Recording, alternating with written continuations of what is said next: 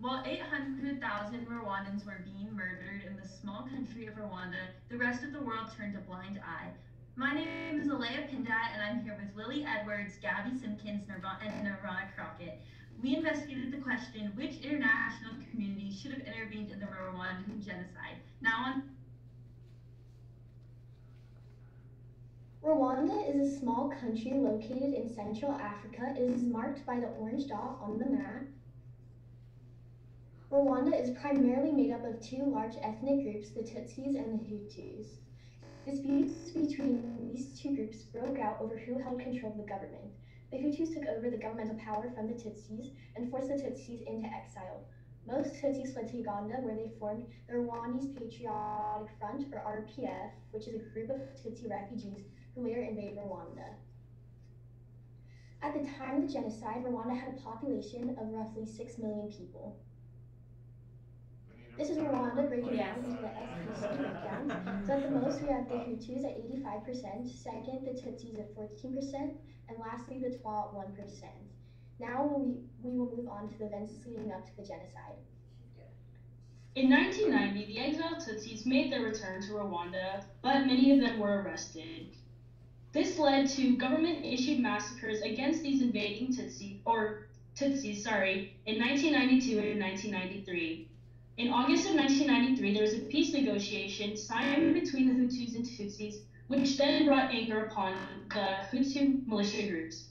On April 6, 1994, the president of Rwanda's plane was shot down, and this was seen as a turning point leading to the beginning of the Rwandan genocide. The first 2 weeks of the genocide resulted in the most deaths. The Rwandan genocide lasted 100 days, from April 7th to July 15th, 1994. In that short period of time, 800,000 people were killed. Our issue is significant because it's a highly debated issue. The question of who should have intervened in the genocide or who shouldn't have is a debated issue. Even though the Rwandan genocide was a tragedy, it could pose as a solution to future genocides. While examining this problem, maybe in the future it could show us what to do if an event like this happens again. Lastly, there was a high amount of deaths, as Gabby said, 800,000. So this event should not be taken lightly.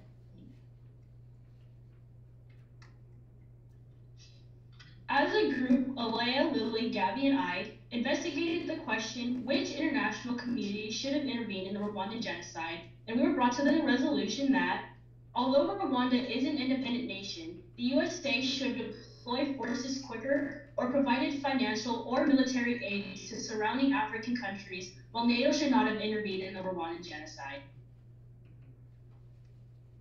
And we investigated this through 4 different political perspectives. So the USA, surrounding African countries, NATO, and Rwanda by itself. Now we'll move on to Gabby for our first lens. All right, thank you. My lens focuses on the United States perspective in Rwanda. The U.S. had a history of an open humanitarian policy after the Cold War. This was until Somalia. Under Bill Clinton, the U.S. led a humanitarian operation in Somalia, which ended with the loss of 18 American lives. This pushed a stricter policy, PDD 25. Rwanda was the first intervention question under this new policy, which is why the U.S. didn't intervene. In addition, the genocide was glossed over in the media, and U.S. officials avoided calling it genocide. However, the U.S. did intervene in late July to help those displaced by the genocide. This brings me to my claim. The U.S. should have either deployed earlier military forces or sent resources to surrounding African countries to slow the effects of the genocide. The majority of casualties happened 14 days into the genocide. The U.S. did not know the genocide was as lethal as it was until April 28th. It would have taken at least 20 days or more for the U.S. to intervene. The U.S. could not have intervened until the majority of deaths had passed. Therefore, their intervention military-wise would be ineffective. This is a graph of the number of deaths by day in Rwanda. As you can see, from April 6th to April 21st, the majority of deaths happened. The US could intervene in early May, however, they did not do that. This leads me to the second part of my claim, which is intervention economically through surrounding African countries. Alea will go into further. Thank you, Gabby. So I investigated our question through a surrounding African countries lens, and the surrounding African countries for Rwanda are the Democratic Republic of Congo, Uganda, Tanzania, and Burundi. So my claim is the Rwandan surrounding African countries should have been given aid from donor countries like EU countries or the US, and then intervened in the genocide. So my evidence is African countries have kept peace before. Through the African Union in 2007, groundbreaking African Union missions were held in Somalia and Sudan, and the African Union is composed of 55 African countries and was formed in 2002, where African countries worked together to solve internal issues on their continent. And as Gabby said, donor countries. Donor countries are countries like the US or EU countries who are more economically or politically stable than maybe some struggling other countries. So in the US, they used the ACOTA program, where they trained tens of thousands of military peacekeepers. And the UK and France have also participated in programs like this, where they helped African states acquire military capabilities to conduct their own peacekeeping. And although these peacekeeping events happened about 10 years after the genocide, they still show that help from donor countries is extremely effective in solving problems. My last point is close proximity. As Gabby mentioned, it would have taken the US 21 days to help to physically get to Rwanda. And since the surrounding African countries had a closer proximity physically, it would have taken them less time to reach Rwanda. And now on to Nirvana. Thank you, Leah. I investigated the question through a NATO lens, which is the North Atlantic Treaty Organization. Sorry. Next slide, please. This is the map of the current member countries of NATO, but at the time of the genocide, it consisted of countries such as Canada, the United States, Germany, France, and Belgium. I was brought to the claim that while several NATO countries had relations with Rwanda prior to the genocide, it was best that the organization as a whole did not intervene. The evidence I use for this is that several European countries had questionable past experiences with Rwanda prior to the genocide. Germany, who began the interest of colonization, displacing many Hutu chiefs of their jobs and replacing them with those who were Tutsi. Belgium, who continued the colonization, allowing for the Tutsis to gain more power, and France, who also practiced neo-colonial practices in Africa, but respected the Hutus with the weapons used in the massacre of the Tutsis. They also implemented Operation Amaryllis, which only saved the French and foreigners from Rwanda, and a select few Hutus and those of the Habyarimana regime or family, leaving the rest of the Tutsis there to be killed. Now we will go on to Lily, who investigated the Rwandan isolation lens. Thank you, Nirvana. So for my lens, I looked at Rwanda by itself, isolated from other countries. Next slide, please. So for our claim, we said although the Rwandan genocide was a local issue, foreign intervention could have resulted in fewer casualties and peace not only in Rwanda, but across the entire continent of Africa. Our evidence for this was after the genocide, African countries like Nigeria, Ghana, Uganda, and Rwanda came together to form peacekeeping units to try and prevent future genocides from occurring. Later in 2004, the United States of America became involved in Rwanda's politics and began to train tens of thousands of peacekeepers in addition to Rwanda's military in order to try to keep peace among Rwandans and Africa. Now we will move on to Alea.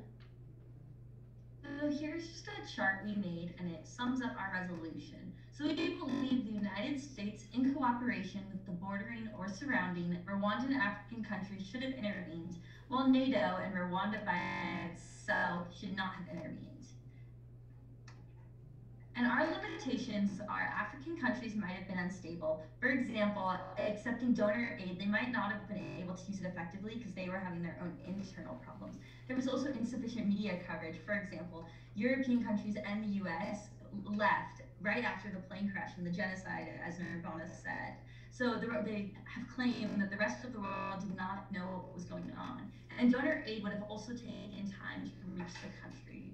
Now we'll move on to our So again, as I stated at the beginning, our group came up with a resolution that although Rwanda is an independent nation, the USA should deploy forces quicker or provided financial or military aid to surrounding African countries, while NATO should not have intervened.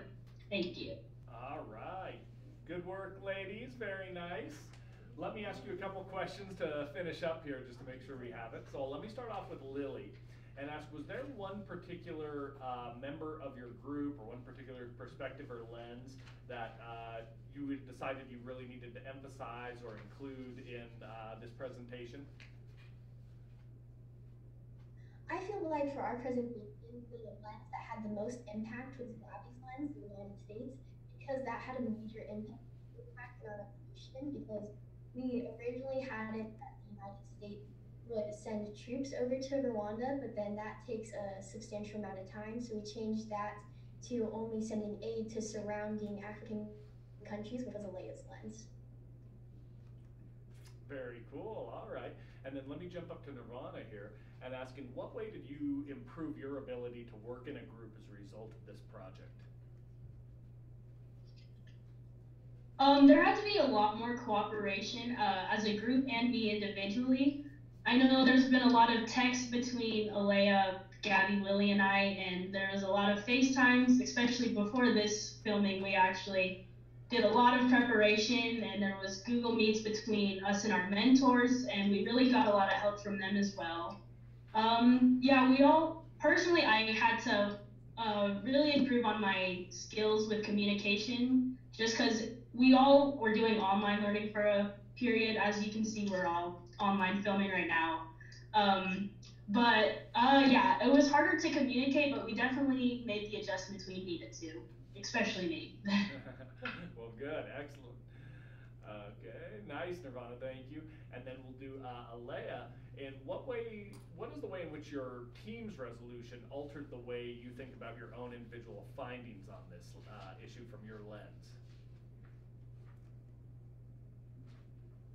So our team's resolution really made me think about how close Rwanda, the surrounding African countries were to Rwanda, because originally we were going to do, the US was going to intervene, but with some of Lily's and Gabby's research, we found out that it would have taken the US a long time to intervene. So with our resolution and that the US should have sent donor aid to the surrounding African countries, that made me think more about my own research, because I really delved into how close the surrounding countries were to Rwanda. Interesting, thank you. And then lastly, let's wrap up with Gabby. And Gabby, can you describe an argument from one of your peers' IRRs or their individual lens that made you think differently about this overall solution or question?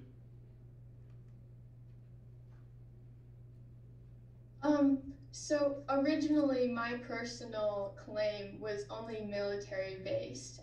After Alea's individual research and donor countries, I figured out that the US could have intervened more effectively through sending aid to surrounding African countries, which I think improved my argument overall a lot. Excellent. Well, very good work, ladies. Very informative. And thank you for everything.